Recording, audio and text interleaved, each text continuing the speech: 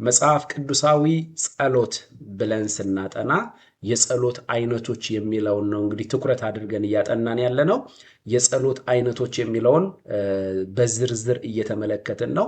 መጀመሪያ ላይ የተመለከትነው ታስታውሱ ከሆነ የምስጋና ጸሎት የሚለውን ነው። ሁለተኛ ላይ የተመለከትነው ደግሞ የልመና ወይም የመጠየቅ ጸሎት የሚለውን ነው። በባለፈው ደግሞ የተመለከትነው የምልጃ ጸሎት የሚለውን የተመለከትነው። ዛሬ ደግሞ የንስሐ ጸሎት የሚለውን እንመለከታለን ማለት ነው። እግዚአብሔር ይረዳናል። ጸጋና ሰላም ለሁላችን ይብዛ። እንግዲህ የንስሐ ጸሎት ንስሐ የሚለውን ነገር እንግዲህ እንትን ከማለታችን በፊት መጀመሪያ ኃጢአት የሚለው ቃል መቅደም አለበት። ንስሐ የሚለውን ቃል ከማብራራታችን በፊት ኃጢአት ማለት መጀመሪያ ምን ማለት ነው? አጭር ሐሳብ ወይም አጭር መልስ ለማግኘት ንስሐ ከማለታችን በፊት ንስሐ ከኃጢአት ጋር የሚገናኝ ነውና የንስሐን ትርጉም ለማግኘት ኃጢአት ማለት መጀመሪያ ምንም ማለት ነው? እንግዲህ ኃጢአት የሚለው ቃል በግሪኩ ሃማርቲያ ማለት ሲሆን ትርጉሙም ሚሲንግ ኤ ማርክ ሚሲንግ ኤ ማርክ ማለት ነው። ይህም ደግሞ ኢላማን ወይም አቅጣጫን መሳት፣ ለእግዚአብሔር አለመታዘዝና በእግዚአብሔር ላይ ማመጽ የሚል ሰፊ ትርጉም አለው። እንግዲህ ከዚህ የተነሳ ኃጢአት ትርጉሙ ሚሲንግ ኤ ማርክ ኢላማን ወይም ደግሞ አቅጣጫን መሳት ከሆነ ንስሐ የሚለው ቃል በግሪኩ ሜታኖኢያ ይላል። ሜታኖኢያ የሚል ቃል ሲሆን ወደ ትክክለኛ አቅጣጫ ወይም ወደ ትክክለኛ ቦታ መመለስ፣ ትክክለኛ ያስተሳሰብ ለውጥ ማድረግ እንዲሁም አዲሱን የህይወት ስርዓት በጌታ ጸጋ መለማመድ ማለት ነው። አያችሁ፣ ኃጢአት ሚሲንግ ኤ ማርክ ኢላማን አቅጣጫን መሳት ከሆነ ንስሐ ወደ ትክክለኛው አቅጣጫ መመለስ፣ ያስተሳሰብ ለውጥ ማድረግ፣ የአዲሱን ሰው የህይወት ስርዓት ኤክስፔሪየንስ ማድረግ ማለት ነው። አባባ በጌታ በኢየሱስ ክርስቶስ ስም እናመሰግንሃለን፣ ቃልህን ተርጉመህ እያስጠናህን ስለሆነ። እንግዲህ ንስሐ ብዙ ሃይማኖቶች እንደሚያስተምሩት እና ብዙ ሰዎችም እንደሚያስቡት ቤተ ክርስቲያን ውስጥ ተገናኝቶ ማረን ማረን እያሉ መጮህ፣ ይቅር በለን እያሉ ወደ እግዚአብሔር ሐሳብም ሳይመለሱ ማልቀስና መጮህ፣ ራስንም ማጎሳቆል ፈጽሞ አይደለም። ተሰብስቦ ማረን ማረን እያሉ መላቀስ፣ በግልም እያለቀሱ ቤቱን በሶፍት ማበላሸት አይደለም። ማለት እያለቀሱ ወደ ትክክለኛ መስመር አለመመለስ፣ ማረን እያሉ ወደ እግዚአብሔር ሐሳብ ሳይመለሱ ማረን ብቻ ብሎ ማልቀስ ትርጉም የለውም። ከለቅሶ ጋር የተገናኘ አይደለም። ሃይማኖታዊው ዓለም ውስጥ ስትሄዱ ለንስሐ ያለው ትርጉም የተበላሸ ነው። ተሰብስቦ መላቀስ፣ ነገር ግን ወደ እግዚአብሔር ሐሳብ አይመለሱ። ንስሐ ደግሞ ወደ እግዚአብሔር ሐሳብ መመለስ ነው። ወደ ትክክለኛ ቦታ መመለስ ነው። ንስሐ ያስተሳሰብ ለውጥ ማድረግ ነው። ንስሐ ከማልቀስ ባለፈ ወደ ትክክለኛ መስመር መመለስ ነው። ወደ ትክክለኛ መስመር ሳይመለሱ ወደ እግዚአብሔር ሐሳብ ሳይመለሱ ዝም ብሎ ተሰብስቦ ማልቀስ፣ ማረን እያሉ ቤቱን ለቅሶ ቤት ማድረግ ትርጉም የለውም። ኢትዮጵያ ላይ አብዛኛውን የሃይማኖት ሰፈር ላይ የምትመለከቱት ነገር የንስሐ ጸሎት ተብሎ ይለቀሳል። ወደ እግዚአብሔር ሐሳብ መመለስ ግን የለም። መጽሐፍ ቅዱሱ ግን በተለይ የግሪኩ ቃል ኃጢአት ለሚለው ትርጉም ሚሲንግ ኤ ማርክ ሃማርቲያ የሚል ትርጉም ሰጥቶታል። ኢላማን አቅጣጫን መሳት ከሆነ የግሪኩ ቃል ደግሞ ንስሐ የሚለው ደግሞ ሜታኖኢያ ማለት ሲሆን ይሄ ደግሞ ምን ማለት ነው? ይሄ ደግሞ ወደ ትክክለኛ አቅጣጫ ወደ እግዚአብሔር ሐሳብ መመለስ ያስተሳሰብ ለውጥ ማድረግ ነው።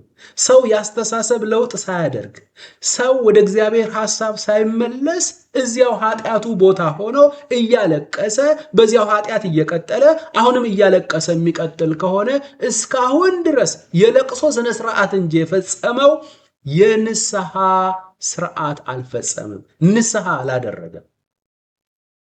አላደረገም። ስለዚህ ይሄ ነገር በብዛት ይታያል።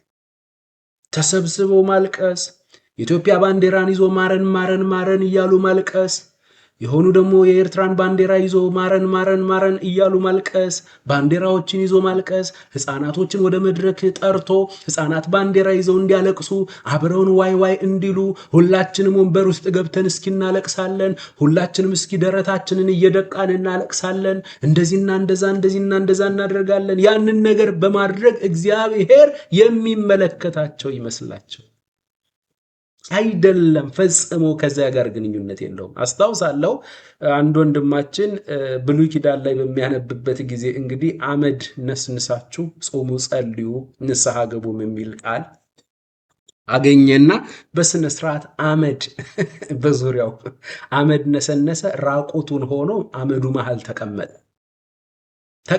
እንግዲህ እሱ የጸለየ ነው፣ የጾመ ነው፣ ንስሐም ሊያደርግ ነው። እንግዲህ ለኛ ሁሉ ሊገባ አስቦ ይሆን አላለ።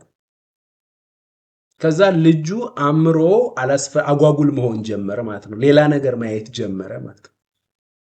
ከዛ ግራ ተጋባ። ያን ጊዜ በሃይማኖት ሰፈር ውስጥ አሁን ቅዱሱን ቃል ተምሮ ሲመሰክር ነው እንግዲህ ሲመሰክር ነው። ደብዬ ምንድነው ያለው?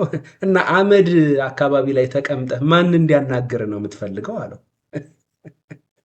አመድ ነስንሰህ ተቀምጠህ የእስራኤል አምላክ የጌታ ኢየሱስ ክርስቶስ አባት ይገለጥልኛል የምትል ከሆነ ተሳስተሃል።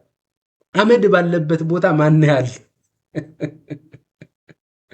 አያቸው። በቃ ይሄ ነው ራስን ማዋረድ ይላል። አሁን ራስን ማዋረድ፣ ራስን እያዋረዱ ራስን እየቀጡ እንደ እንግጫ ሳር መስለው እንዲህ በቃ ስብርብር ስላሉ እግዚአብሔር በቃ አይቶ የሚራራላቸው መስሏቸዋል። አይደለም። እግዚአብሔር የሚያስበው ጾምም እንደዛ አይደለም፣ ጸሎትም እንደዛ አይደለም፣ ንስሐም ሃይማኖተኛው ዓለም እንደሚያደርገው አይደለም። ንስሐ ወደ ትክክለኛ ወደ እግዚአብሔር ሐሳብ መመለስ፣ ንስሐ ያስተሳሰብ ለውጥ ማድረግ፣ ንስሐ የአዲሱን ሰው የህይወት ስርዓት በእግዚአብሔር ጸጋ መለማመድ ነው። አባባ በጌታ በኢየሱስ ክርስቶስም ከሃይማኖት አስተሳሰብ ነፃ አውጣን። ከሃይማኖት አስተሳሰብ ነፃ አውጣን። የቃልህ ሐሳብ በእያንዳንዳችን ላይ ትገለጥ። የቃልህ እውነት በእያንዳንዳችን ላይ ትገለጥ። እንደ ቃልህ ያልሆነው በልማድ የያዝነው የቃልህ መሰረት የሌለበት ነገር ከእያንዳንዳችን ህይወት የተራገፈ ይሁን። ከእያንዳንዳችን ህይወት የተራገፈ ይሁን። የቃልህ ነገር ብቻ እንዲበዛልን፣ ወደ ቅዱስ ቃልህ እንድታስጠጋን፣ የቃልህ ሐሳብ በእያንዳንዳችን ላይ እንዲሰለጥን፣ እንደ ቃልህ የሆነው ልምምድ እንዲበዛልን በጌታ በኢየሱስ ክርስቶስ ስም እንጠይቀሃለን። በጌታ በኢየሱስ ስም እንጠይቀሃለን። አዎ እንደ ቃል የሆነው ነገር ከሃይማኖት ሰፈር አውጣን። ከሃይማኖት መጽሐፍ ቅዱሳዊ መሰረት ከሌለው ልምምድ እባክህ አውጣን። ጌታ ሆይ አንፈልግም። እንደ ቃል የሆነው አንተ በትክክለኛ አቅጣጫ ይሄ ነው ብለህ ያስቀመጥከው የቃልህ ሐሳብ ብቻ በእያንዳንዳችን የተፈጸመ ነው። ኦኬ እንግዲህ የንስሐ ትርጉም እንደዛ ከሆነ የአዲስ ኪዳን መጽሐፍትን በምናጠናበት ጊዜ በአዲስ ኪዳን መጽሐፍት ውስጥ ሁለት አይነት ንስሐዎች አሉ። አንደኛው ንስሐ የመዳን ንስሐ። ይህ የመዳን ንስሐ በሕይወት ዘመናችን አንዴ የሚፈጸም ነው። በዋናነት ላላመኑ ሰዎች የሚያገለግል ነው። ላላመኑ ሰዎች በምታምንበት ጊዜ የሚፈጸም የመዳን ንስሐ ላላመኑ ሰዎች የሚሆን ንስሐ ነው።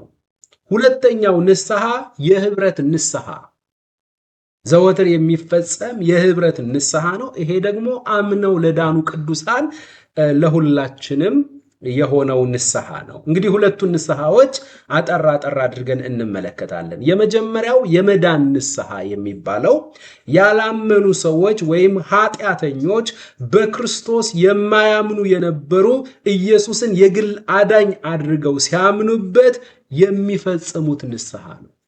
የመዳን ንስሐ በእኛ ሀገር ቋንቋ ምን ተብሎ ይጠራል? ጌታን መቀበል የምንለው ማለት ነው።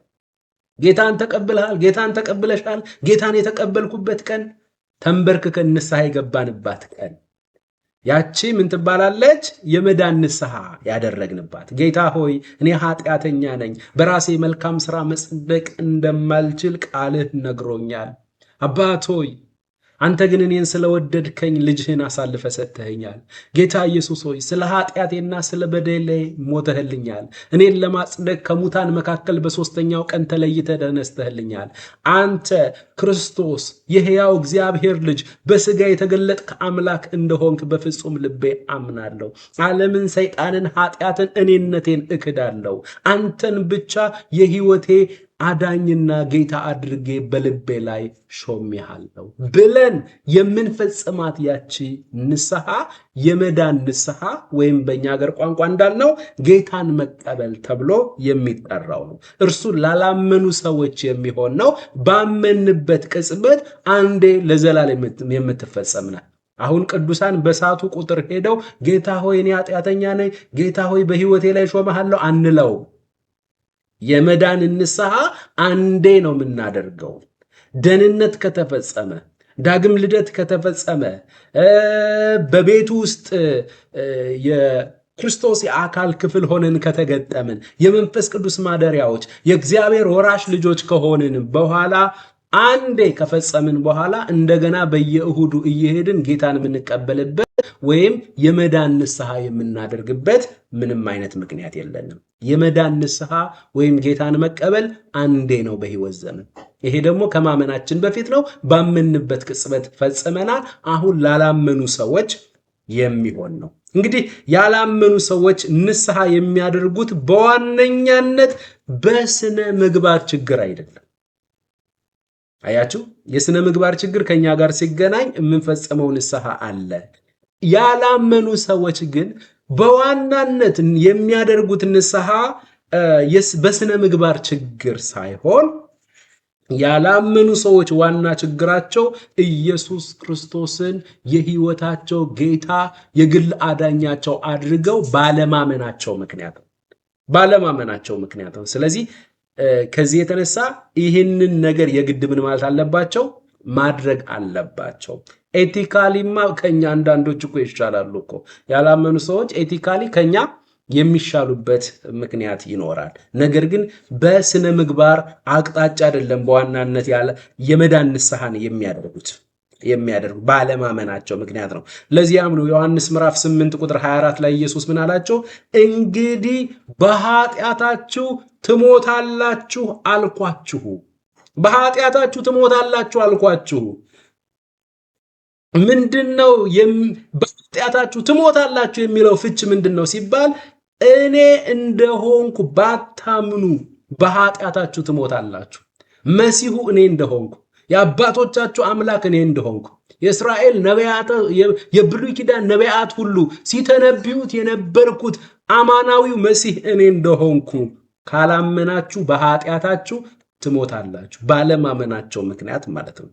እንግዲህ አንተ ማነህ አሉት። ኢየሱስም ከመጀመሪያ ለእናንተ የተናገርኩት ነኝ ብሎ በእርሱ ማመን እንዳለባቸው፣ ካላመኑ ደግሞ እንደሚሞቱ ፍጻሜያቸው የዘላለም ጥፋት እንደሆነ፣ ስለዚህ በእርሱ ሲያምኑ የመዳን ንስሐ ያደርጋሉ ማለት ነው።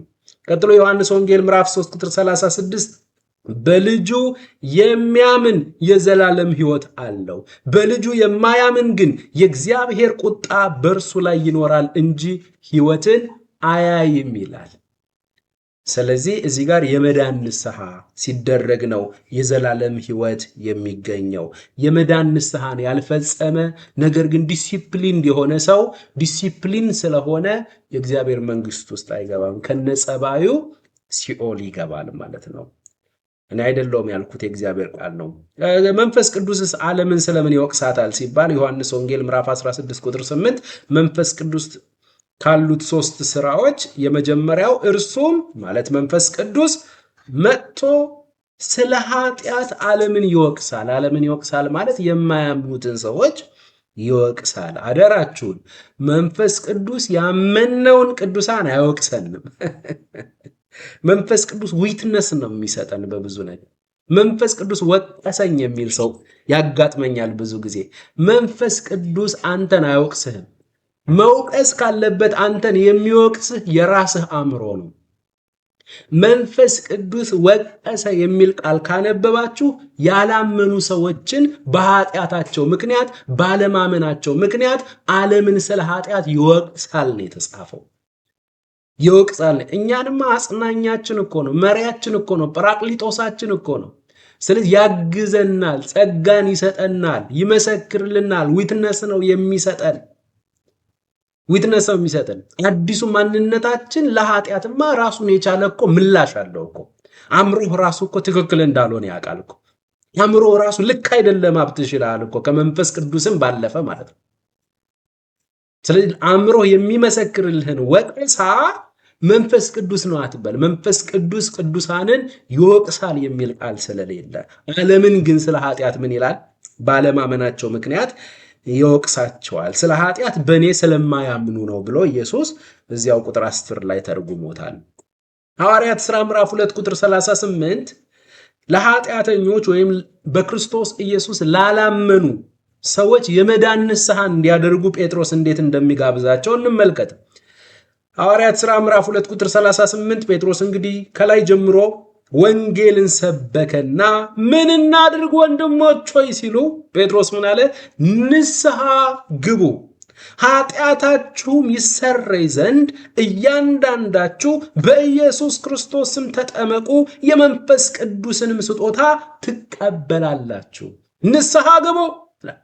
ንስሐ ግቡ የሚለው ቃል እሱ የመዳን ንስሐ፣ ያመኑ ቅዱሳን ሳይሆን ያላመኑ ሰዎች የሚፈጽሙት ንስሐ የመዳን ንስሐ ይባላል ማለት ነው።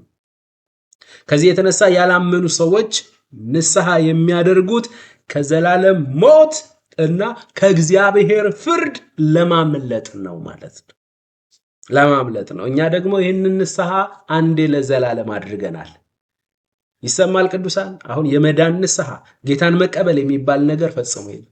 አንዳንድ ሰው አስተውላቸዋል፣ በየእሁዱ እየመጣ ጌታን የሚቀበል መድረክ ላይ ያሉ ሰዎችም ያስቀብሉታል። መድረክ ላይ ያሉ ሰዎችም ያስቀብሉታል። ሄዳ ጠፍታ ትመጣለች። ጠፍታ 6 ወር ቆይታ ትመጣለች።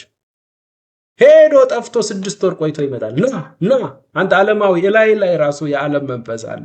እጅን ዘርጋ። ጌታ ሆይ ጌታ ሆይ እኔ ኃጢአተኛ ነኝ፣ በልቤ ላይ እንደገና ሾመሃለሁ፣ የግል አዳኝ አድርጌ ይቀበላለሁ። እልል በሉ እልል። እንደገና በ6ኛው ወር ተመልሶ ሲመጣ ሄዶ ቦዝኖ እንደ ልቡ ቆይቶ በሚመለስ እና የመዳን ንስሐ የምታደርጉ አዳዲስ የመጣችሁ ቅዱሳን ጋር አዳዲስ የመጣችሁ ሰዎች ካላችሁ ኢየሱስ ይወዳችኋል። ንስሐ ብትገቡ ትድናላችሁ። የመዳን ቀን አሁን ነው ተብሎ ተጽፏል። እባካችሁ ይላል ወንጌላዊ። ያ ልጅ አሁንም ይወጣል። ያ ልጅ ይወጣል። ያች ልጅ አብራ ትወጣለች። የዛሬ 6 ወር እኮ ለ6ኛ ጊዜ ጌታን ተቀብላለች። አሁን ለ7ኛ ጊዜ እውቀት ከማጣት የተነሳ እንጂ በክርስቶስ ኢየሱስ አንዴ ባመኑበት ቅጽበት የመዳን ንስሐ ባደረጉበት ቅጽበት ከእግዚአብሔር ተወልደዋል። በሌላ ቋንቋ አንተ የአባትና የእናት ልጅ የምትሆነው ስንት ጊዜ ነው? ስንት ጊዜ ነው? ባጠፋህ ቁጥር፣ አባትህን ባሳዘንክ ቁጥር እንደገና አባትህን መተህ ውለደኝ ትለዋለህ እንዴ? ውለደኝ ትለዋለህ? ባሳዘንሽ ቁጥር አባትሽን እንደገና እየሄድሽ በቃ እንደገና ውለደኝ፣ እኔ ማረባ ሰው ነኝ እንደገና ውለደኝ ትይዋለሽ? አትዩም። አንዴ ልጅ ነሽ። አባትሽን ግን ልታዛዝኙ ትችያለሽ። ከአባትሽ ጋር የምታወሪውና ያንን ችግርሽን የምትፈችበት ሌላ መንገድ አለ እንጂ ውለደኝ የሚል ቋንቋ አይደለም የምትጠቀሚው። እንደዚሁ ሁሉ እነዚህ ሰዎች አሁን ወደፊት ለፊት እየሄዱ እንደገና እጃቸውን እያነሱ ንስሐ የግል አዳኝ ምናምን የሚሉ ከሆነ እግዚአብሔርን እንደገና ውለደኝ እያሉት ነው። አያቸው። ስለዚህ ፈጽሞ አንዴ በክርስቶስ ኢየሱስ ባመንበት ቅጽበት የሚፈጸም ነው የመዳን ንስሐ። አሁን እዚህ ቤት ያለን የመዳን ንስሐ ያላመኑ ሰዎች ካሉ መፈጸም አለባቸው። እዚህ ቤት ያለን አብዛኞቻችን፣ ሁላችንም ማለት ይቻላል የመዳን ንስሐን አንዴ ለዘላለም ፈጽመናል። የዘላለም ሕይወት አግኝተናል። ከሞት ወደ ሕይወት ተሻግረናል። የእግዚአብሔር ወራሽ ተወዳጅ ልጆች ነን። ኦኬ፣ ልጅ ወደ አለመሆን መሄድ አትችልም። ከሕይወት ወደ ሞት መመለስ አትችልም። የገሃነም ፍርድም አንተን መቀበል አይችልም። አሁን የገሃነም እሳት አንተን አንቺን አሁን በዚህ ሰዓት ማስተናገድ አይችልም፣ ማስተናገድ አይችልም። ስለዚህ አንዴ ተወልደሃል፣ አንዴ የመዳን ንስሐ ፈጽመሃል።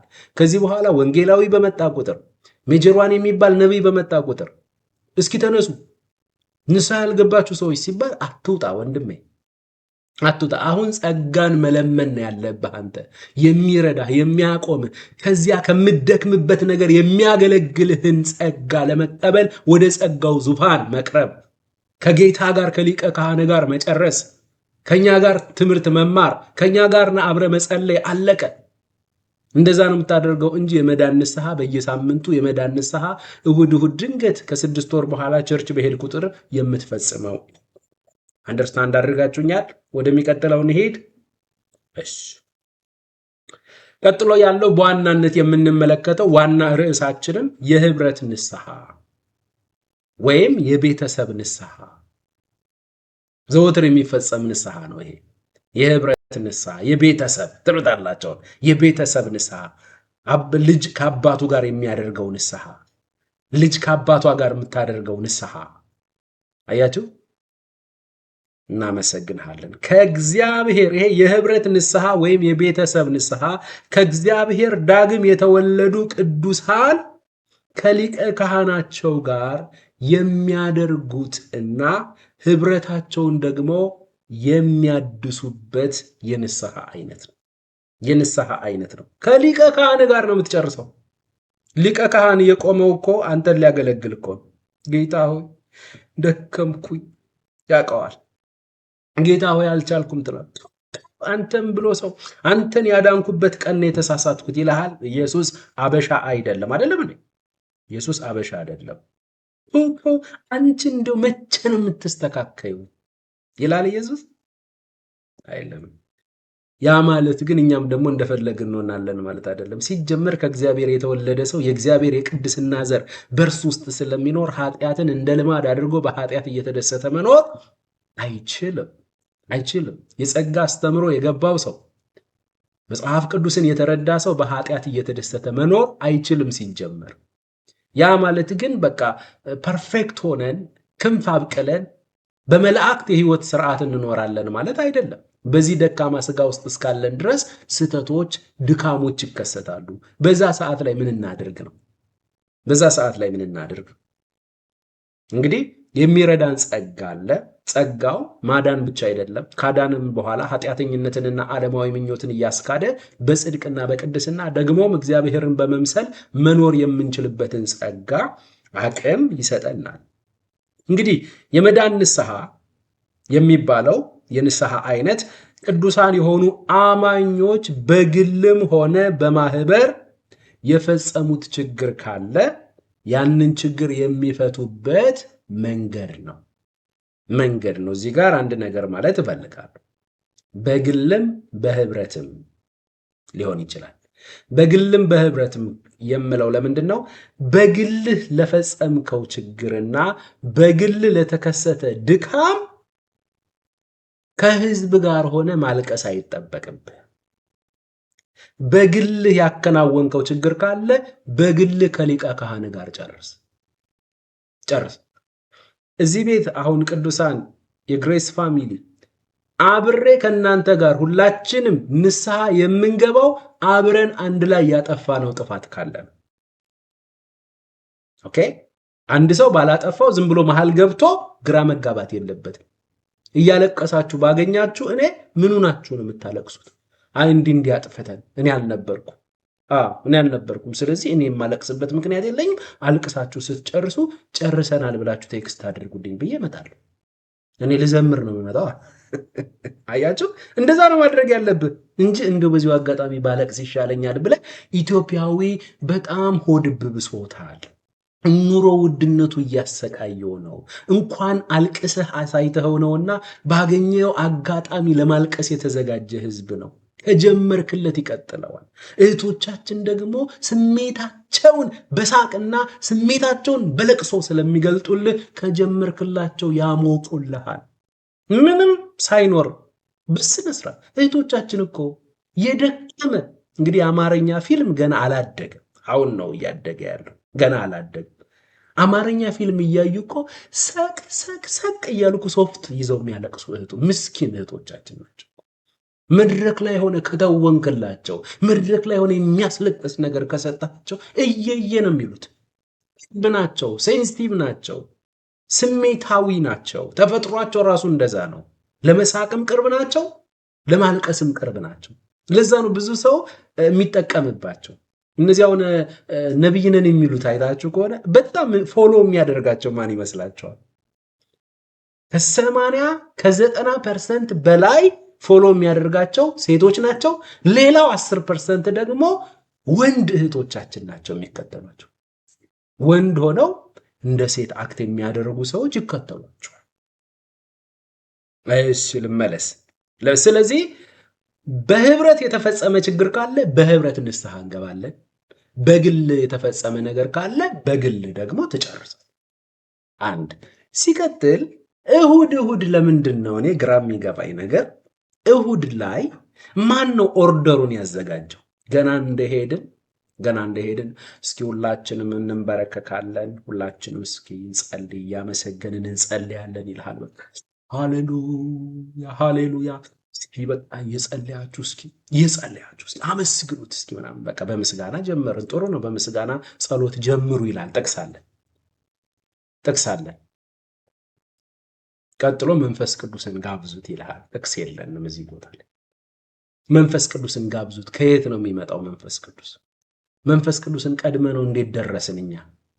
የኢትዮጵያ ሕዝብ ማለት በጣም እኮ ግሩም ዩኒስኮ ላይ ራሱ መመዝገብ አለበት። ፕሮቴስታንቱ መንፈስ ቅዱስን ቀድሞ ቸርች የሚደርስና መንፈስ ቅዱስ አርፍዶ ና ብሎ እኮ የሚጋብዝ ፍጥረት ነው። ስለዚህ መመዝገብ አለበት ዩኒስኮ ላይ ይሄኛው ባህሪያችን። ፕሮቴስታንቱ ግን መንፈስ ቅዱስን እየገበዛችሁ ለምንድን ነው ፕሮግራም መሪውን እንደዛ የሚለው? የሆነ ቦታ ላይ እንደዛ ብሎ ሲጸልይ የሆነ ትልቅ ሰው እያይቷል። አያችሁ፣ ከልማድ መጀመር ጥሩ አይደለም። ከቅዱስ ቃሉን ጀምር። እነ ጳውሎስ ባሉበት ቦታ ጢሞቴዎስ ፕሮግራም ሲመራ እንደዛ የሚል ይመስላችኋል? እስኪ ሁላችንም መንፈስ ቅዱስን እየጋበዝን መንፈስ ቅዱስን እስኪ እያላችሁ እስኪ መንፈስ ቅዱስን እየተጠማችሁ መንፈስ ቅዱስን እየጋበዛችሁ እስኪ ና በሉት እስኪ የሚል ይመስላችኋል? ፈጽሞ እንደዚህ አይነት ልማድ ራሱ አልነበራቸውም። በእውቀት ናቸው። መንፈስ ቅዱስ እነሱ ውስጥ ነው የሚኖረው። እዛ ደግሞ መጣ ይልሃል። በቃ ኪቦርዷን ትሞቃለች ምናምን አይነት ነገር በቃ እየመጣ ነው የእግዚአብሔር መንፈስ እየመጣ ነው ሲልክ በዛ በወፍራም ድምፁ የመጣ ይመስላል። አልመጣም። ስሜት ነው የመጣው። ስሜቱ ነው እንትን ያለው። ከዛ ንካኝ ታችሚ ዛሬ እንድትነካኝ እፈልጋለሁ። ዛሬ ህይወቴ እንዲለወጥ ታችሚ ንካኝ በሉት።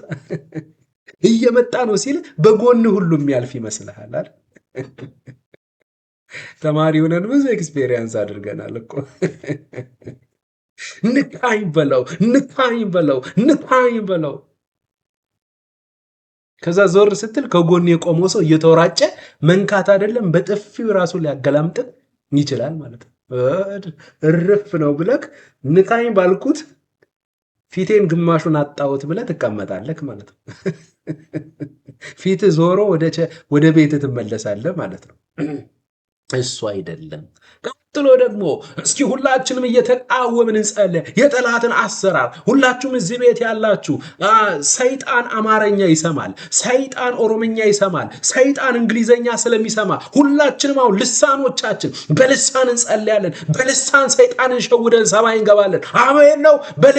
ልሳን አይሰማም ሰይጣን፣ ልሳን አይሰማም። እስኪ ሁላችሁም ኦይ ግራማንዳራ ባሻካስ ሃሌሉያ ቤቱ ንብ ይመስላል። በቃ ከዛ ሰይጣንን ሸውደው መግባታቸው ነው። መጽሐፍ ቅዱስ ማንም ራሱን አያታልል ይላል። ራስህን እያታለልክ ነው። በአእምሮ ሁን፣ ተስተካከል። በአእምሮ ሁን፣ ተስተካከል። ፈጽሞ አሁን እኔ ጋር የሰነበታችሁ 2 ዓመት 3 ዓመት ከተማማርን በኋላ እንደዚህ አይነት ቦታ ሄዳችሁ አሁንም የምትሉ ከሆነ አም ሶሪ። እኔ መገሰጽ መብት አለኝ። ቢያንስ 2 ዓመት አስተምሬያችኋለሁ። አዳዲስ የመጣችሁ ወንድሞችም ካላችሁ ይሄው ትምህርቱን እያስተማርን ወደ ቅዱስ ቃሉ እንመለስ።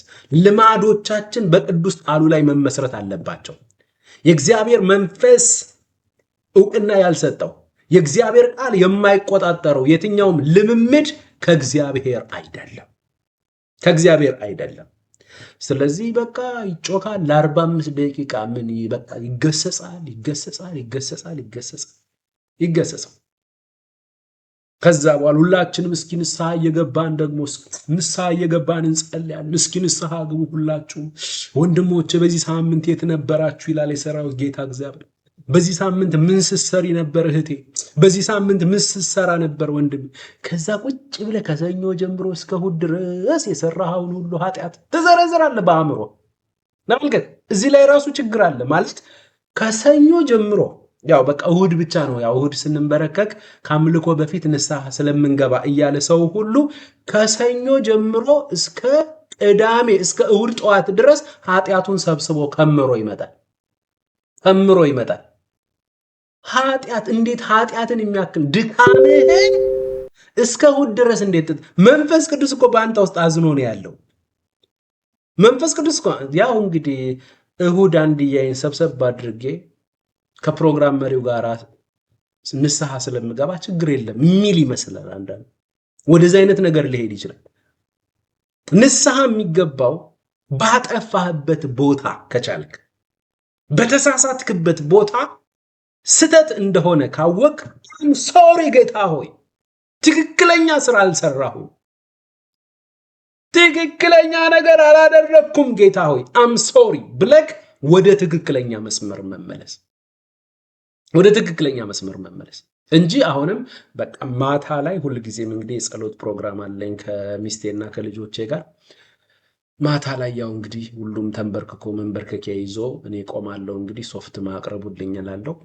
እስኪ ሁላችንም ንስሐ እየገባን እላቸዋለሁ። አለበለዚያ ብቻዬን ገብቼ ሶፍት አቅርቤ እየየየየ ብዬ አልቅሼ ተዝረክርኬ ሶፍት በሶፍት አድርጌ ቤቱን ሲያቆሽሸው ያኔ ጌታ አይቶ ደስ ይለዋል። በአንተ እንባ ፈጽሞ ኃጢአትህ ድካም ሊስተካከል አይችልም።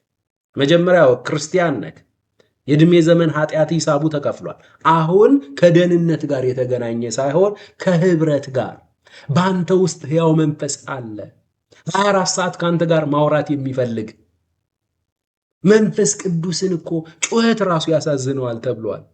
ዝም ብሎ ያለ ምክንያት መጮህ ያሳዝነዋል። በአንተ ውስጥ እኮ ዲሲፕሊን የሆነ ስፒሪት አለ፣ የእግዚአብሔር መንፈስ አለ።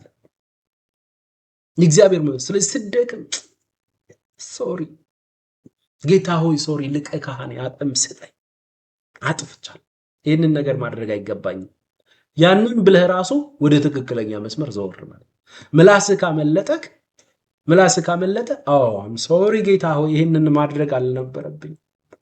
ምናልባት የተናገርከው ሰው ፊት ለፊት ካለ አም ሶሪ፣ ቅድም አላስፈላጊ ቃል ተናግሬያለሁ፣ ሶሪ ብለህ ወንድምህንም ጌታንም ሶሪ ብለህ ወደ ትክክለኛ መስመር መመለስ።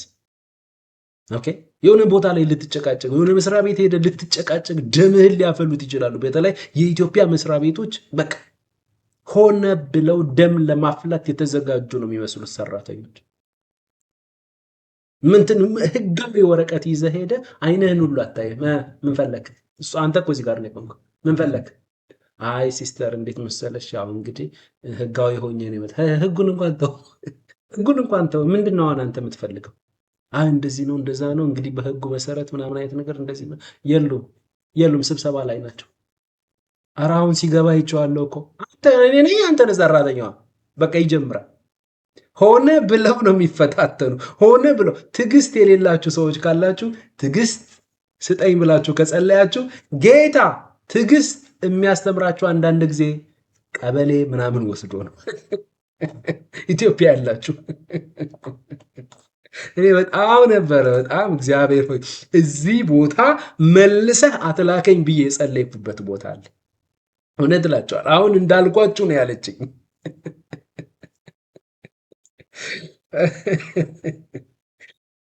አይ ጌታ ሆይ። ስለዚህ እንደዚህ አይነት ነገር በቃ የሚያበሳጭ አላስፈላጊ ንግግር እንድትናገሩ የሚያደርግ በዚህ ደካማ ስጋ ውስጥ በዚህ በተበላሸ ዓለም ውስጥ ስትኖር እንደዚህ አይነት ነገሮች ይከሰታሉ። አይከሰታል እንዴ? ሀብትሽም እንደዚህ ይስታል እንዴ? ሀብትሽ እንደዚህ ይላል እንዴ? እንዲሁም እንዴ ደና አስተማሪ መስሎኝ ነበር። እንደዚህ የሚስት ከሆነማ በሚቀጥለው አልመጣም ካላችሁ በቃ ሀብትሽን ሳይሆን መልአኩ ገብርኤልን የፈለጋችሁት ማለት ነው። ሀብትሽ ትሳሳታለህ። በደንብ ነው የምሳሳት። እንዲሁም ከእናንተ በላይ ልሆን እችላለሁ፣ እሳሳታለሁ። ግን በድካሜ ደግሞ የሚረዳኝ ጸጋ አለ። በዚህ ደካማ ስጋ ውስጥ እስካለው ድረስ ስህተት ይፈጠራል። አንዳንድ ጊዜ ስትንበረከኪ አይታችኋል። ስትንበረከኩ በተለይ ስትንበረከኩ አእምሯችሁ ስለሚሰበሰብ ነው መሰለኝ አቤት የሚመጣ ሀሳብ አይደለ። አንዳንድ ሰው እኔ ግን አልዳንኩም ሀብትሽ ያል ይመጣል። እኔ አልዳንኩ ስሰበሰብ ብዙ ነገር ያለው አለ። እንዲህ አይኔን ጨፍኜ ጌታ ሆይ ልል ስል ብዙ ነገር ያለው እኔማ ያለው ይታየናል። ብዙ ነገር እኮ እሱን ሁሉ አልፎ ነው ጸጋው ረድቶ ከአባት ጋር ህብረት አድርገ በጸሎት የምትመለሰው። እናመሰግንሃለን። ቀጥሎ የህብረት ጸሎት ሲቀጥል አልጨረስኩም። በግል ምናምን ነገር ቤት ላይ ልታለቅስ ትችላለህ፣ ምናምን ነገር ቦታው ላይ ልትጨርስ ትችላለህ። ነገር ግን ቸርች ሄዳችሁ ሁላችሁም አንድ ላይ አልቅሱ የሚል ቃል የለም እስካሁን ድረስ የለም። እንደዚህ አይነት ነገር ያገኘ ሰዋል? እሁድ ቀን ሁላችሁም ንስሐ ገብታችሁ ሁላችሁም አንድ ላይ ሆናችሁ አንድ ላይ የተገባ ኃጢአት አንድ ላይ የሰራነው ኃጢአት ካለ አንድ ላይ ንስሐ እንገባለን።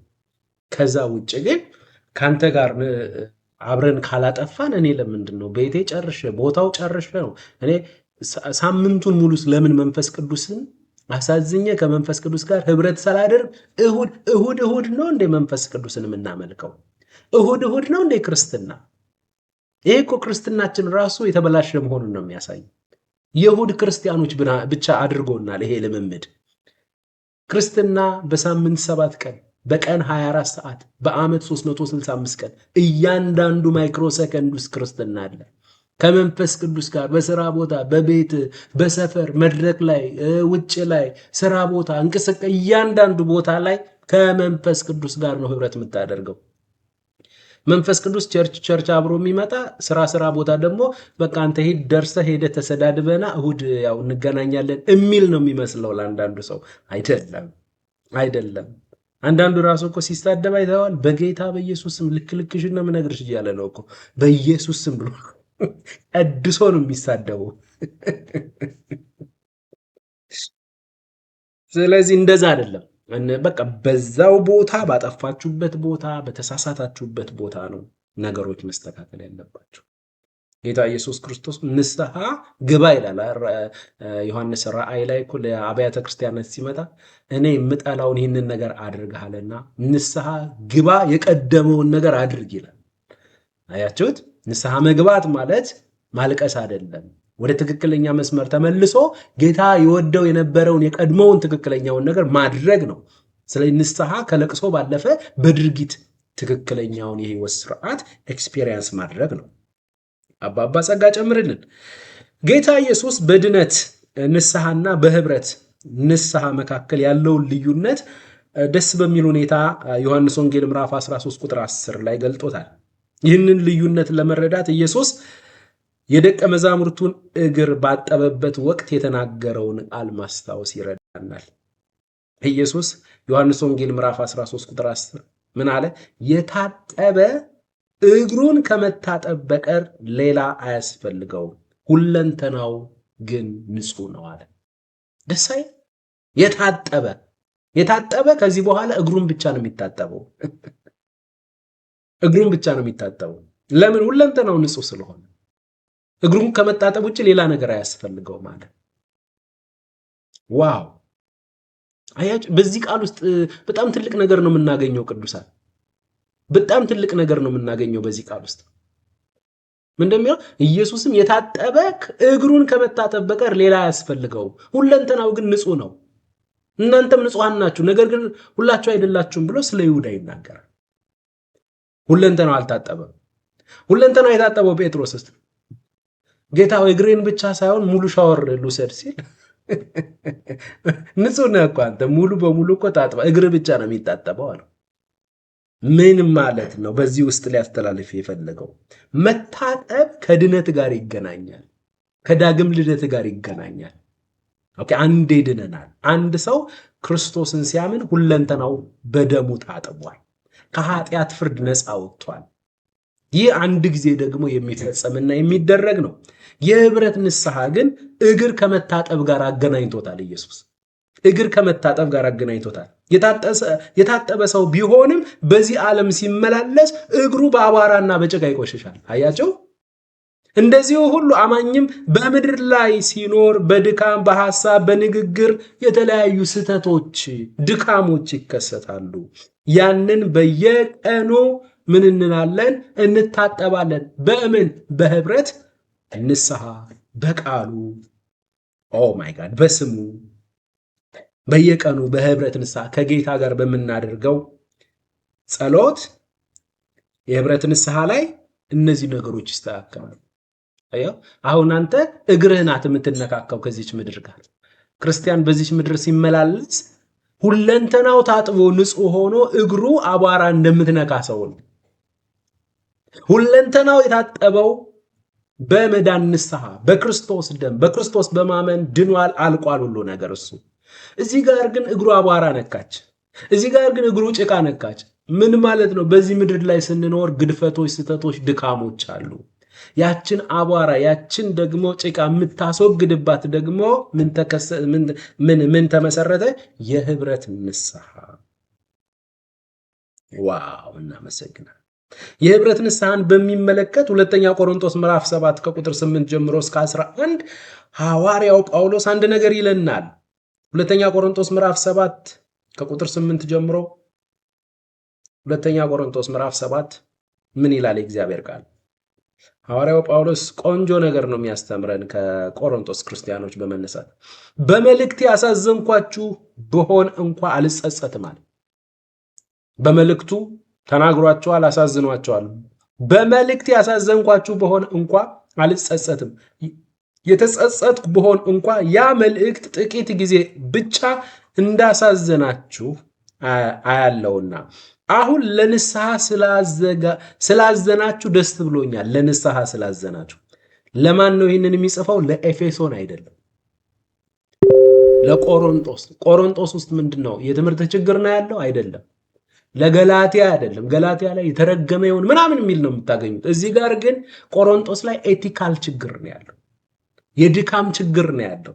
ስለዚህ ባስተላለፈው መልእክት አዝነዋልና በመልእክት ያዝናችሁ በሆነ እንኳን አልጸጸትም። ወደ ትክክለኛ መስመር ስላመጣቸው የተጸጸቱ በሆነ እንኳን ያ መልእክት ጥቂት ጊዜ ብቻ እንዳሳዘናችሁ አያለውና አሁን ለንስሐ ስላዘናችሁ ደስ ብሎኛል እንጂ ስላዘናችሁ አይደለም የምደሰተው። ስላዘናችሁ ደስ አላለኝም። ለንስሐ ስላዘናችሁ ወደ ትክክለኛ መስመር ለመመለስ አቅም ስለሆናችሁ ያ መልእክቴ ደስ ብሎኛል። ዋው! ምን ማለት ነው? ቁጥር 9 በምንም ከእኛ የተነሳ እንዳትጎዱ እንደ እግዚአብሔር ፈቃድ አዝናችኋልና። እንደ እግዚአብሔር ፈቃድ የሆነ ሐዘን፣ ይሄንን ነው ክርስቲያን ማምጣት ያለበት።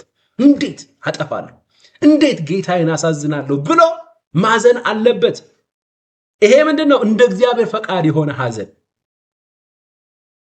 እኔ ቅዱስ ነኝ፣ በደሙ አጥቦኛል፣ የተወደድኩ ልጁ ነኝ። እንዴት እንደዚህ አይነት ነገር አደርጋለሁ?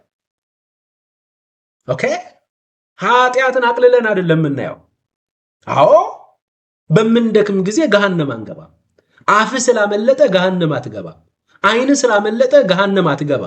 ድካሞች ስለተከሰቱ የገሃነም ፋይሉ ተዘግቷል።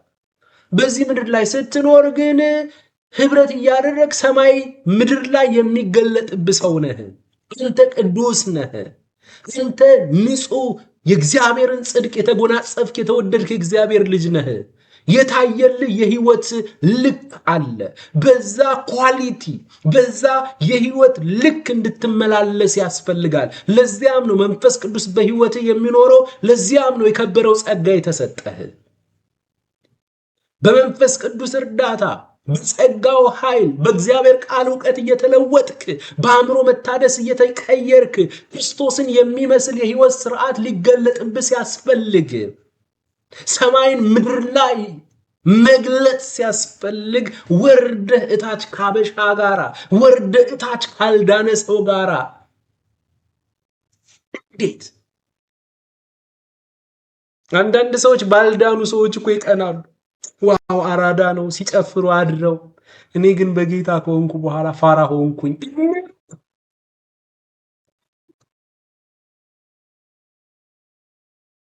ሀብትሽ እኔ የቸኮልኩ መስለኝ፣ ግን በልጅነቴ ነው ጌታን ያገኘሁት በደንብ ዓለምን ሳልጠግብ።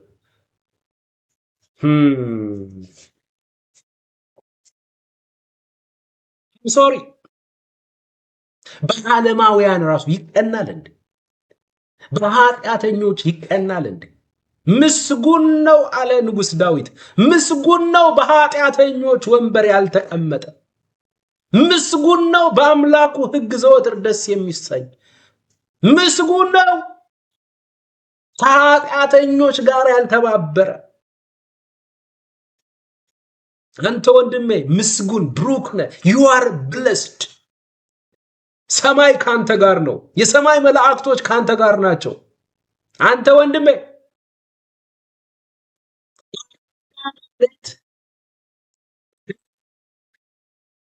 ከበራ ቤቱ እየዞሩ ሴት እየቀያየሩ እንደፈለጉ መሆን ማለት አይደለም አራዳ። አራዳ ማለት ኢየሱስን ማመን። አራዳ ማለት ኢየሱስን የሚያፈቅር። አራዳ ማለት ቃሉን የሚወድ። አራዳ ማለት ሰማይን ምድር ላይ የሚገልጥ። አራዳ ማለት የዘላለም ጥፋት እንዳለ ገብቶት በክርስቶስ ያመነ ያ ሰው አራዳ ነው። ያ ሰው ደግሞ አንተ ነህ። ዓለማውያን በእኛ ሊቀኑ ይገባል እንጂ እኛ በዓለማውያን ልንቀና አይገባም። ኃጢአተኞች በእኛ ሊቀኑ ይገባል እንጂ እኛ በኃጢአተኞች ልንቀና አይገባም። ቦታችሁን እወቁ። የክርስቶስ ታናናሽ ወንድሞች ናችሁ። የእግዚአብሔር ልጆች ናችሁ። እግዚአብሔር ጽድቁን ያጎናጸፋችሁ። ገብርኤል ጋር የሌለ ጽድቅ ነው አንተ ጋር ያለው። ገብርኤል ያላገኘውን ብለሲንግ ነው አንተ ያገኘኸው። እንዴት በዓለማውያን ይቀናል? እንዴት ይቀናል? ሰው በእንስሳ ሰዓት ወጥቶ ስለጨፈረ፣ ሰው በእንስሳ ሰዓት ወጥቶ ዳንኪራ ውስጥ ስለገባ፣ በዚያው ደግሞ ወደ ዝሙትና ወደ ርኩሰት ውስጥ ስለሄደ ይቀናል እንዴ? እነሱ ራሱ ከዚያ ትብታብ ታስረው ነው። ከዚያ አመጽና ትብታብ ነፍሳቸው ማምለጥ ትፈልጋለች። መንገዱን የሚያሳያቸው ጠፍቶባቸው ነው። አንተ በእነሱ ትቀናለህ። ዋው! አንዳንድ ፋራ እህቶች ደግሞ አሉ። ዋው ያ ልጅ በቃ እንትኑ ስታይሉ በጣም ዓለማዊ እኮ ነው። ሀብትሽ ግን ስታይሉ ይመቸኛል። ኧረ ተው፣ ልካችሁን ወቁ። ልካችሁን ወቁ። ልካችሁን ወቁ ወንድሞቼ እህቶቼ፣ ልካችሁን ወቁ። ምንም ዕብራዊ ብትሆኝም በዓለማውያን ሴቶች መቀናት የለብሽም። ዕብራውያን ሴቶች ግን እንደ ሞዓባውያን፣ እንደ ዓለማውያን፣ እንደ ግብፃውያን ሴቶች አልነበሩም ይላል። አዎ የእስራኤል ሴቶች፣ ዕብራውያን ሴቶች የኪዳን ሴቶች ናቸው። የሚስብ ነገር ላይኖራቸው ይችላል። በምድረ በዳ እየተጓዙ ነው። እግራቸው ተሰነጣቋል። ግን በዓለማውያን አይቀኑም። ግን በግብፃውያን አይቀኑም። የኪዳን ሴቶች ናቸው። የኪዳን ወንዶች ናቸው። አንተም ወንድሜ ጭራሽ በከበረው ኪዳን ውስጥ ያለ እንዴት በዓለማውያን፣ እንዴት በሞዓባውያን፣ እንዴት በግብፃውያን ሰዎች ትቀናለህ? ግብፅ አገር አይደለችም። የግብፅ ሕዝብ ካንተ ጋር አይኖርም። ዓለማውያን ከኛ ጋር ለዘላለም አይቀጥሉም።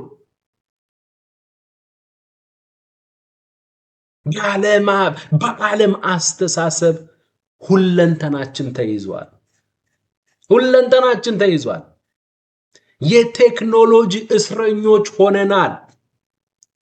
የቴክኖሎጂ ጥገኞች ሆነናል። የምናየውና የምንሰማው ነገር አእምሯችንን ተቆጣጥሮታል።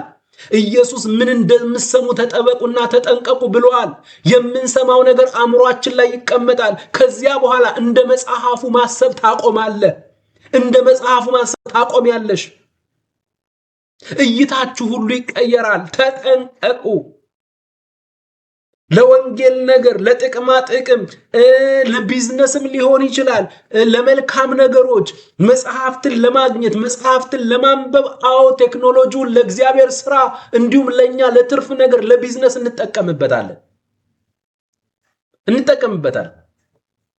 የሚያስቁ ኢንተርቴይንመንቶች አሉ፣ ትስቃለህ፣ ትደሰታል። ከዛ ውጪ ግን በዓለማውያን ወሬ፣ በዓለማውያን ኃጢአት ቁጭ ብሎ ሲሰዳደቡ እንደ ትልቅ ነገር መመልከት ዝም ብሎ እኮ ነው የሚገባው። ወንድሜ አንተ ዝም ብለህ እየሰማኸው ነው አይደል? ቀጥታ አእምሮ ውስጥ ነው ዘር እየተዘራብህ ነው።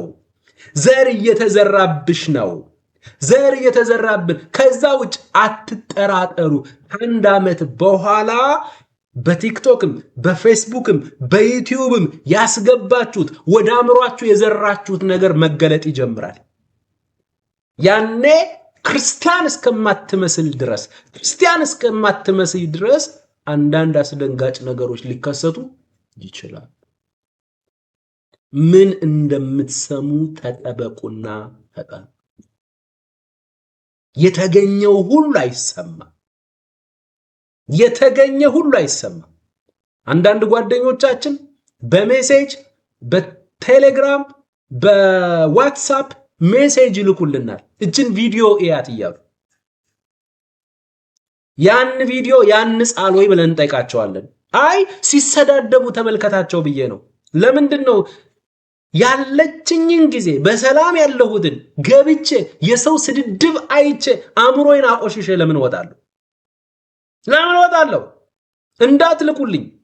እዚህ ቤት ያላችሁ ወዳጆቼ እንዳትልኩልኝ። ስድድብ ያለበት ነገር እንዳትልኩልኝ። ለሌሎችም ወንድሞች እንዳትልኩ። የሚያንጽ ነገር የሚጠቅም ባገኘነው አጋጣሚ ቢያንስ እንኳን እኛ ግሬስ ፋሚሊ እዚህ ጋር ያለን ወንድሞች ቢያንስ እንኳን በቃ እስክንገናኝ ድረስ እርስ በርሳችን እስክንጸልይ እስክንማማር ድረስ አዎ በዓለም ውስጥ ነው ያለነው፣ በስራ ውስጥ ነው ያለነው፣ በቢዝነስ ውስጥ ነው ያለነው። የምናየው ነገር ሁሉ እያደከመን ነው። መስሪያ ቤት ላይ ያለው ነገር፣ በዚህ በኩል ቢዝነሱ ጋር ትምህርት ቤት ያለው ነገር፣ ውሏችን ላይ ያለው ነገር ራሱ አድካሚ ነው። ለዛ ለደከመ ወንድም ቢያንስ ጥቅስ ሸር አድርገው።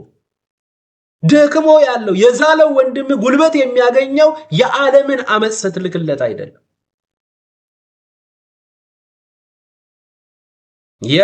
ልጄ ሆይ በክፉ ሰዎች አትቅና።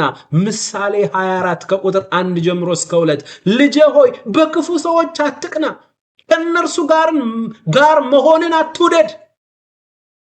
ልባቸው ግፍን ታስባለችና ከንፈራቸው ሽንገላን ትናገራለችና ተጠንቀቅ ልጄ ሆይ ተጠንቀቅ። ምስጉን ነው በክፉዎች ወንበር ያልተቀመጠ፣ አካሄዱን ከክፉ ሰዎች ጋር ያላደረገ ምስጉን ነው። እሱ በአምላኩ ቃል ነው ደስ የሚሰኘው። ያን ጊዜ በአምላኩ ቃል ደስ ሲሰኝ፣ የአምላኩን ቃል ሜዲቴት ሲያደርግ፣ የአምላኩን ቃል ሲያሰላስል፣ የአምላኩን ቃል ቀንና ሌሊት ሲጫወተው፣ ያን ጊዜ በውሃ ዳር እንደተተከለ ፍሬውንም እንደሚያፈራ ዛፍ ይሆናል ይላል። በጌታ በኢየሱስ ስም ይሄ ይብዛልን። ይኸው እዚህ ጋር መዝሙር 1 ጸጋ ይብዛልክ ታምዬ። ምስጉን ነው በክፉዎች ምክር ያልሄደ፣ በኃጢአተኞች መንገድ ያልቆመ፣ በዋዘኞች ወንበር ያልተቀመጠ። እነዚህን ነው እንግዲህ አንዳንድ ያልገባው ጴንጤ ስታይሊሽ የሚላቸው።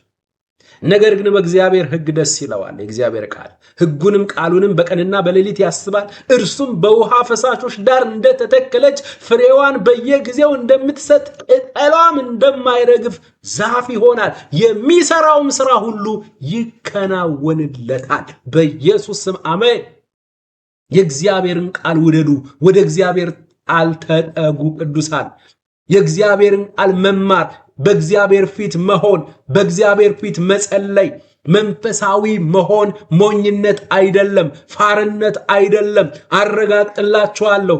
በጌታ ፍቅር ውስጥ መውደቅ ፋርነት ከሆነ የእግዚአብሔርን ቃል እንደሚገባ መመገብ፣ በእግዚአብሔር ቃል ነገርን ራስን መስራት ፋርነት ከሆነ፣ ጌታ ጌታ ማለት ፋርነት ከሆነ፣ ኢየሱስ ኢየሱስ ማለት ፋርነት ከሆነ፣ ይሄው አረጋግጥላችኋለሁ፣ ግጥም ያልኩ ፋራ ነኝ።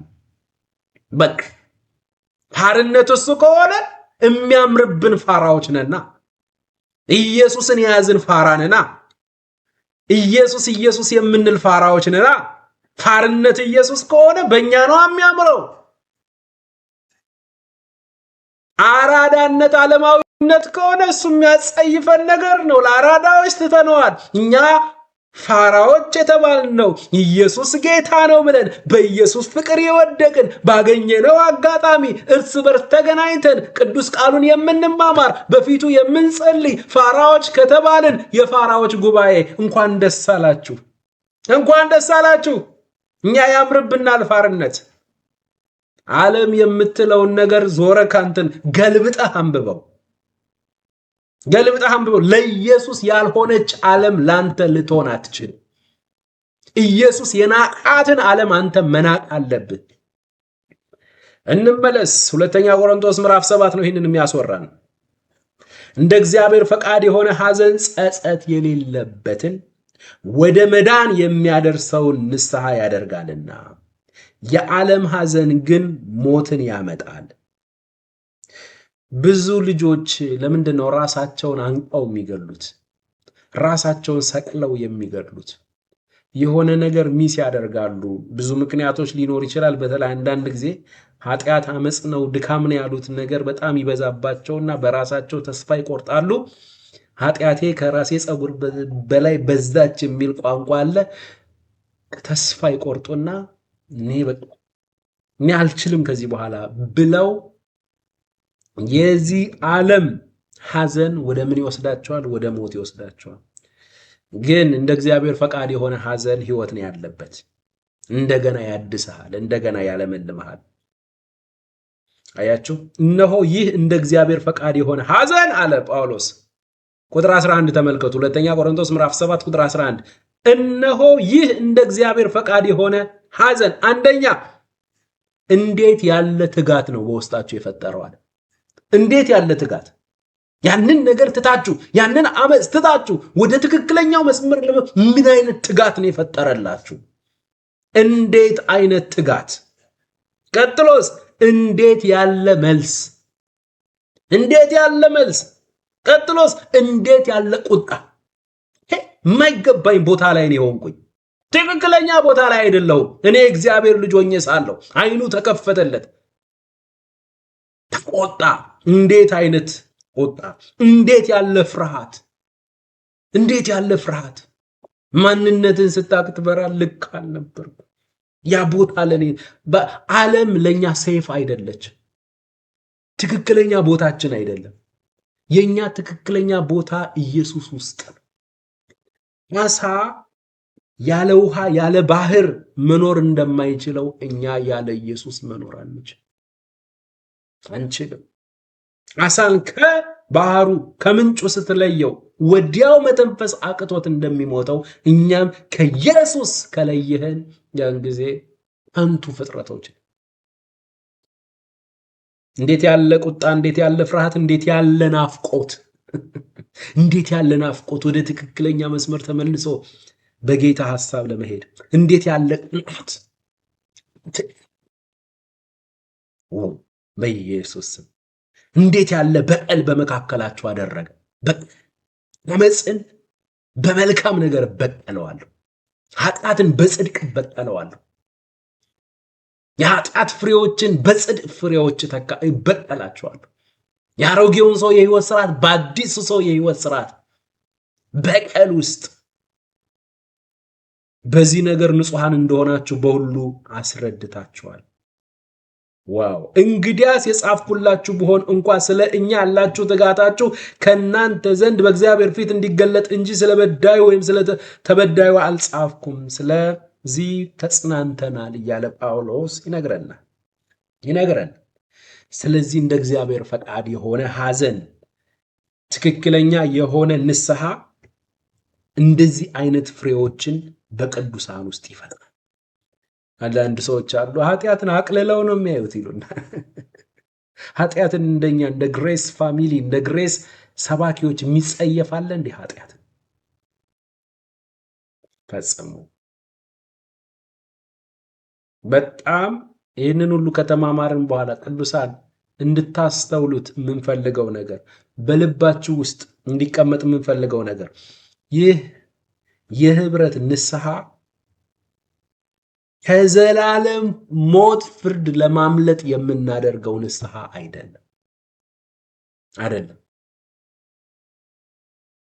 በድካም ምክንያት ትጠፋለህ የሚል ትምህርት ፈጽሞ መጽሐፍ ቅዱስ የማያውቀው ትምህርት ፈጽሞ። ምክንያቱም በራስህ መልካም ስራ ምክንያት አልዳንክምና በጥፋት ምክንያት በድካም ምክንያት ልጠፋ አትችልም ፈጽሞ። ስለዚህ አማኝ የህብረት ንስሐ የሚያደርገው ከዘላለም ሞት ፍርድ ለማምለጥ አይደለም፣ ስላመለጠ ነው። ኦልሬዲ ከዘላለም ሞት ፍርድ አምልጠናል። ከሞት ወደ ህይወት ተሻግረናል። በክርስቶስ ላሉት ኩነኔ የለባቸውም። የገሃነም ፍርድ እኛን አይመለከተንም። የገሃነም እሳት ሀብትሽን መቀበል አይችልም። የገሃነም እሳት እኔን ሀብትሽን ማስተናገድ አይችልም። ጌታ ሆይ ብዬ ጸልዬ ወደ ገሃነም ብሄድ እንኳን የገሃነም እሳት ይተፋኛል፣ እኔን አይቀበለኝም። ለምን? በእኔ ውስጥ ያለው የህይወት ስርዓት የክርስቶስ ነው። የክርስቶስን የህይወት ስርዓት ገሃነም ማስተናገድ አይችልም። በእኔ ውስጥ መንፈስ ቅዱስ አለ። በእኔ ውስጥ ኢየሱስ አለ። እኔ ኢየሱስ ክርስቶስ አጥንትና ስጋ ነኝ። ኢየሱስን የማይቀበል ነገር አይቀበለኝም። ኢየሱስን የሚቀበል የሚያስተናግድ ይቀበለኛል። ቀጥሎ በጣም እንድታስተውሉ የምፈልገው ነገር አማኞች በሚደክሙበት ጊዜ መንፈስ ቅዱስ ጥሏቸው ይሄዳል የሚል አስተምሮ የስህተት አስተምሮ እንዳትቀበሉ። በድካም ጊዜ ጥሎ የሚሄድ ስትበረታ የሚመጣ ሳይሆን እሱ መንፈስ ቅዱስ ሳይሆን አበሻ ነው። አበሻ ነው። እውነት እውነት እላችኋለሁ ቅዱሳን፣ እውነት እውነት እላችኋለሁ አማኞች በሚደክሙበት ጊዜ መንፈስ ቅዱስ ይለያቸዋል፣ መንፈስ ቅዱስ ጥሏቸው ይሄዳል የሚል አስተምህሮ የመጽሐፍ ቅዱሱ አስተምህሮ አይደለም። መንፈስ ቅዱስ ጰራቅሊጦስ ነው። መንፈስ ቅዱስ በእኛ ውስጥ ለዘላለም ሊኖር የመጣው አንተ በውድ ዋጋ በክርስቶስ ኢየሱስ ክቡር ደም የተገዛ የእግዚአብሔር ገንዘብ ነህ፣ የእግዚአብሔር ንብረት ነህ። ንብረቱን ጥሎ የት ይሄዳል? ምናልባት እንደዚህ አይነት ጥቅስ ብሉይ ኪዳን ላይ አግኝተን ሊሆን ይችላል። መዝሙረ ዳዊት እንግዲህ እንደ ልቤ የተባለው እግዚአብሔር መንፈስህን ከላይ ላይ አትውሰድብኝ ብሎ ጸለየ። ስለዚህ ዛሬም ሊሄድ ይችላል። አንተ ክብርህን ወቅ እንጂ በብሉይ ኪዳን የንጉሥ ዳዊት ስጋ በዋጋ አልተገዛም። መሲሁ በዛ ሰዓት አልሞተም። የብሉይ ኪዳን ሰዎች እንደዚህ ናቸው። ስጋቸው በዋጋ አልተገዛም። መንፈስ ቅዱስ በውስጣቸው አይኖርም ለዘላለም። ከተመቹት አብሮ ይቀጥላል። ካልተመቹትና በኃጢአት ከተሞሉ ግን ጥሏቸው ይሄዳል። ይሄ ብሉይ ኪዳናዊ ነው። በአዲስ ኪዳን ግን እኔም አብን እለምናለሁ አለ ዮሐንስ ወንጌል ምዕራፍ 14 ከቁጥር 16 እስከ 17 እርሱም ከናንተ ጋር ለዘላለም የሚኖር ሌላ አጽናኝ ይሰጣችኋል። ለመቼ የሚኖር? ለዘላለም። ለአንዳንድ ቀን አይልም። ትርጉም ክፍላችሁን አስተካክሉ። ለዘላለም የሚኖር ሌላ አጽናኝ ይሰጣችኋል። እርሱም የእውነት መንፈስ ነው። ዓለም ስለማያየውና ስለማያውቀው ሊቀበለው አይችልም። እናንተ ግን አብሯችሁ ስለሚኖር በውስጣችሁም ስለሚሆን ታውቁታላችሁ። ይታወቀናል። መንፈስ ቅዱስ በእያንዳንዳችን ውስጥ አለ። ስንደክም አቅም ይሰጠናል። ስንደክም ከዛ ከተያዝንበት ነገር መውጣት የምንችልበትን ጸጋ ይሰጠናል። እርሱ ጰራቅሊጦሳችን ነው። እርሱ አጽናኛችን ነው። የሚያበረታን፣ ወደ ክርስቶስ የሚያሳድገን፣ በዚህ ምድረ በዳ ዓለም ስንጓዝ ክርስቶስ እስኪመጣ ከእርሱ ጋር እስክንገናኝ ድረስ አቅም እየሰጠ እያበረታ እያስተማረ እያገዘ ወደ እውነት ሁሉ የሚመራን አማናዊው ኤሌዘራችን መንፈስ ቅዱስ ነው። መንፈስ ቅዱስ ነው። ስለዚህ መንፈስ ቅዱስ ስደክም ጥሎ የሚሄድ ስትበረታ የሚመጣ ከሆነ ይሄ መጽሐፍ ቅዱሱ አይደለም፣ ሌላ መንፈስ ቅዱስ ሰርተዋል። እንግዲህ ቀጥሎ በጣም በልባችሁ ውስጥ የሚያስፈልግ በልባችሁ ውስጥ እንዲቀመጥ የሚያስፈልገው ነገር የእግዚአብሔር የአባታችን ፍቅር በብርታታችን የማይጨምርና በድካማችን የማይቀንስ ሕያውና ዘላለማዊ ፍቅር እንደሆነ እንዳትረሱ። አንተ ስትበረታ የሚበረታ ፍቅር አይደለም የእግዚአብሔር ፍቅር። አንተ ስትደክም የሚደክም የሚቀንስ ፍቅር የለውም እግዚአብሔር። የወደዳቸውን እስከ መጨረሻው ወደዳቸው። ላይጠላን ወዶናል፣ ላይለቀን ይዞናል። የእርሱ ፍቅር ለዘላለም። በርትተህም ያው ነው መውደዱ፣ ደክመሽም ያው ነው መውደዱ። ዝለህ ድክምክም ብለህ ያው መስቀል ላይ ራሱን አሳልፎ እንደሰጠ፣ መስቀል ላይ ልጁን አሳልፎ እንደሰጠ አብ ይወድሃል። ሕይወቱን አሳልፎ እንደሰጠሽ ኢየሱስ አሁንም ይወድሻል። ስለዚህ የእግዚአብሔር የአባታችን ፍቅር በብርታታችን የማይጨምር ደግሞም በድካማችን የማይቀንስ መሆኑን ልብ ልንል ይገባናል። ስለዚህ የንስሐ ጸሎት ይህንን ይመስላል። በሚቀጥለው ደግሞ ቀጣዩን ክፍል እንመለከታለን። ከእግዚአብሔር ከአባታችን ከጌታም ከኢየሱስ ክርስቶስ ብዙ ጸጋ፣ ብዙ ሰላም፣ ብዙ ምሕረት ከሁላችን ጋር ይሆን። አሜን።